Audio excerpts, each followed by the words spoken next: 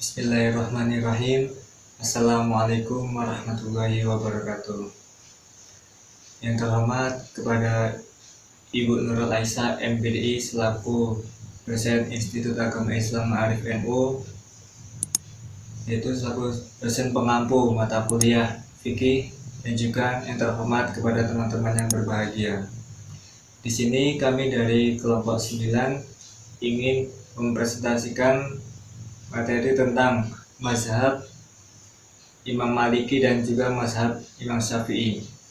Saya di sini adisional sebagai moderator dan teman saya sebagai pemakalah. Baik, tidak lama-lama, marilah kita langsung mendengarkan penjelasan dari teman kita, Mas Rizky. Assalamualaikum warahmatullahi wabarakatuh.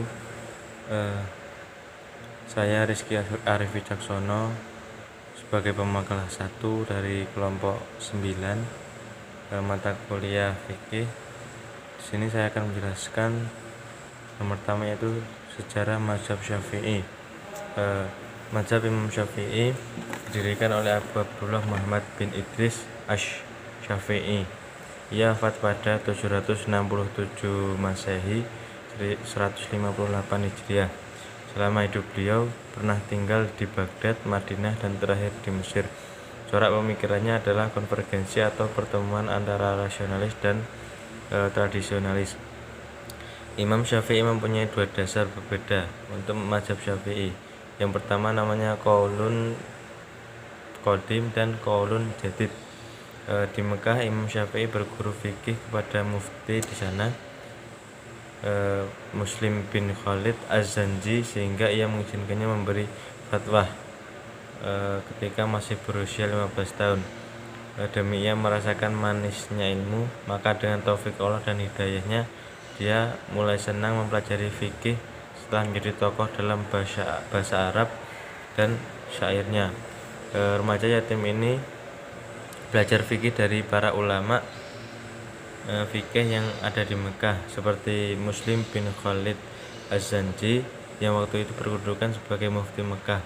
Kemudian dia juga belajar, dan Daud bin Abdurrahman Al-Atar juga belajar, dan pamannya bernama Muhammad bin Ali bin Syafi', dan juga menimba ilmu dari Sufyan bin Uyainah. Guru yang lainnya dalam fikih ialah Abdurrahman bin Abi Bakar Al-Mulaiki, Said bin Salim, Fudail Al-Ayadil, dan masih banyak lagi yang lainnya. Dia pun semakin menonjol dalam bidang fikih hanya dalam beberapa tahun saja, duduk di berbagai halaqah ilmu para ulama fikih sebagaimana tersebut di atas. Ia pergi ke Madinah dan berguru fikih kepada Imam Malik bin Anas.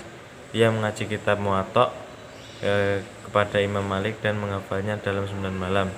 Imam Syafi'i meriwayatkan hadis dari Sufyan bin Uyainah, Budlal bin Iyadil, dan pamannya Muhammad bin Syafi' dan lain-lain. Adapun murid beliau yang paling terkenal antara lain adalah Imam Ahmad bin Hambal. Yang selanjutnya, karakteristik mazhab Syafi'i dinamis dan kompromi. Ketika akan berkunjung ke Mesir, Imam Asy-Syafi'i terlebih dulu menggali informasi terkait kondisi Mesir saat itu. Ar-Rabi sebagai muridnya memberikan informasi bahwa kondisi di Mesir saat itu terbagi menjadi 2 kelompok, yaitu kelompok penganut mazhab Maliki dan kelompok penganut mazhab Hanafi.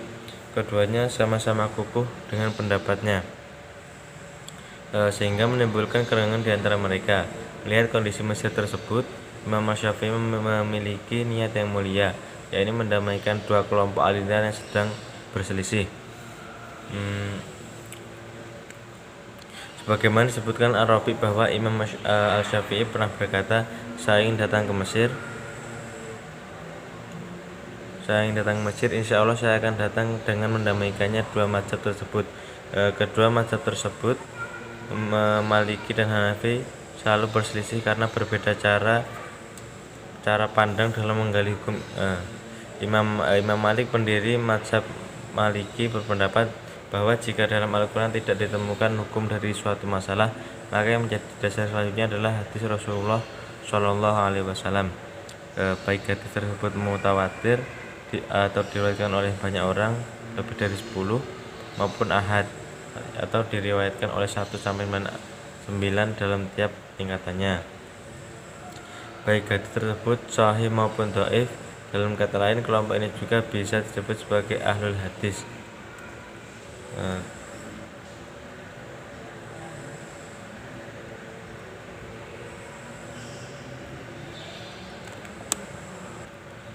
Kemudian yang terakhir yaitu konsep mazhab Syafi'i, yaitu adapun konsepnya yang lebih merupakan upaya merujukkan kedua aliran yang mendahulunya adalah rumusan tentang sistematika. Yang terakhir konsep mazhab Syafi'i. Nah, di antara konsep pembaharuan al-Syafi'i yang lebih merupakan upaya merujukkan kedua aliran yang mendahulunya adalah rumusan tentang sistematika sumber hukum setelah Al-Quran, yakni yang pertama al-sunnah. Berbeda dengan pandangan kaum rasionalis ekstrim yang menolak sunnah sebagai sumber hukum, tetapi juga berbeda dengan konsep sunnah mazhab Malik yang terlalu longgar. Al-Syafi'i menawarkan konsep sunnah yang betul-betul otentik dari Nabi. Terus yang kedua ijma. Urutan ketiga sumber hukum yang dikemukakan Al-Syafi'i adalah ijma umat. Dia menolak konsep ijma'nya Imam Malik yang hanya terbatas pada kesepakatan ulama. Menurutnya umat tak mungkin bersepakat dalam kesalahan. Terus yang terakhir yaitu qiyas. Perbedaan dengan kaum rasional dan yang menempatkan qiyas dalam urutan di atas, ijma' atau bahkan hadis ahad, juga berbeda dengan ahli hadis yang menolak penggunaan qiyas. Maka Syafi'i berpendapat bahwa qiyas dapat digunakan dalam kondisi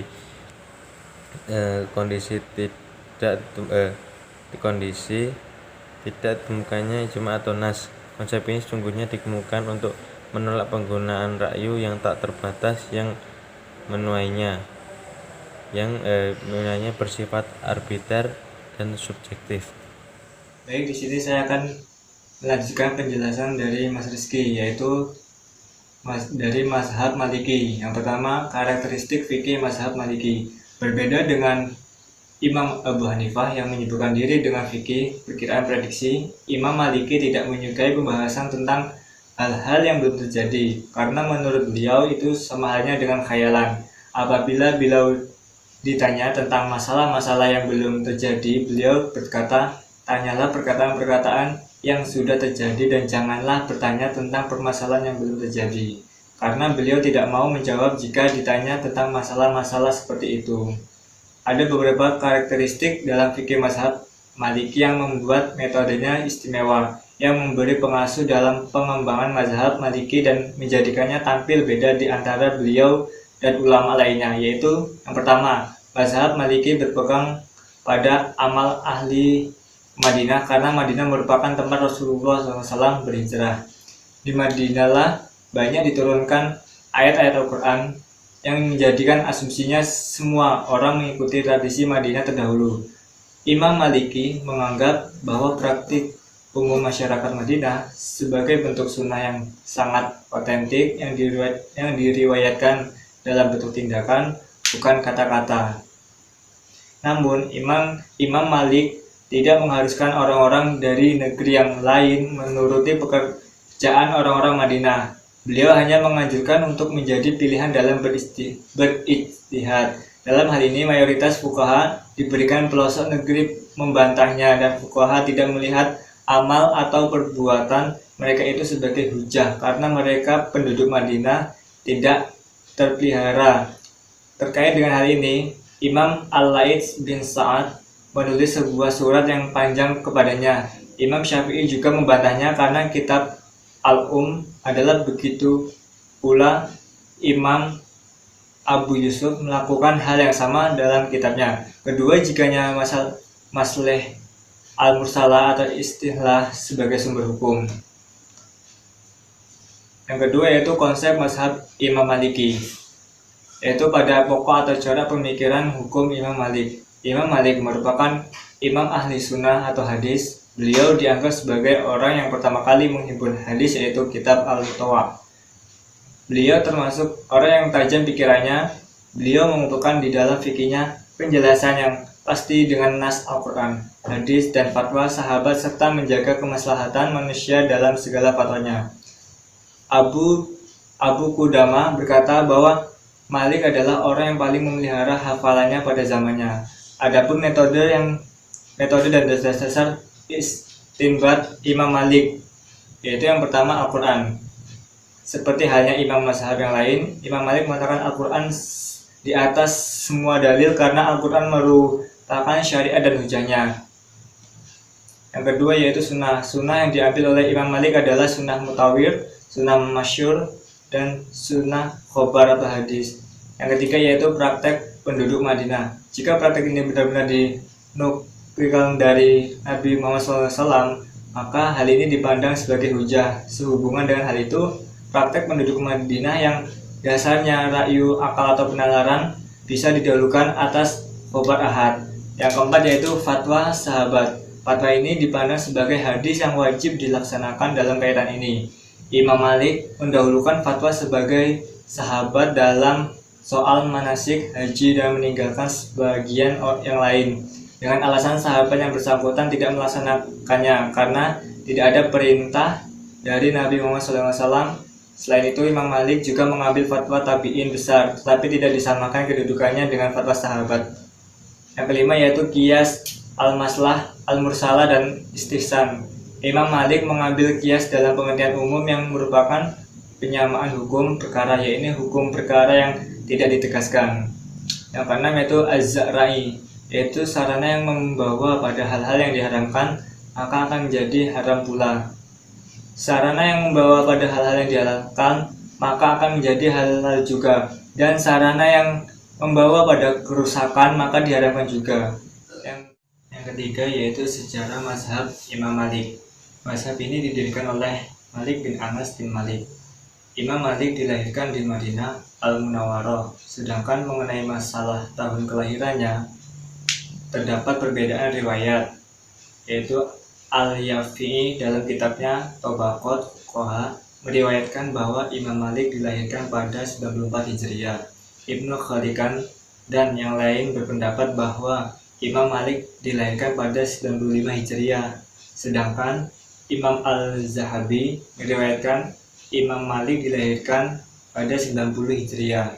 Ia menyusun kitab Al-Muwatta, dan dalam penyusunannya ia menghabiskan waktu 40 tahun. Selama waktu itu, ia menunjukkan kepada 70 ahli fikih Madinah. Imam Malik menerima hadis dari 900 orang guru, 300 dari golongan tabi'in, dan 600 dari tabi'in. Ia meriwayatkan hadis bersumber dari Nu'ain al-Mujmir, Zain bin Aslam, Nafi, Syarif bin Abdullah, Az-Zuhri, Abi Azyad, Sa'id al-Maqburi, dan Humaid atau Wil. Muridnya yang paling terakhir yaitu Huzaifah As-Sahmi al-Asri. Adapun yang meriwayatkan darinya adalah banyak sekali, diantaranya ada yang lebih tua darinya seperti Az-Zuhri dan Yahya bin Sa'id.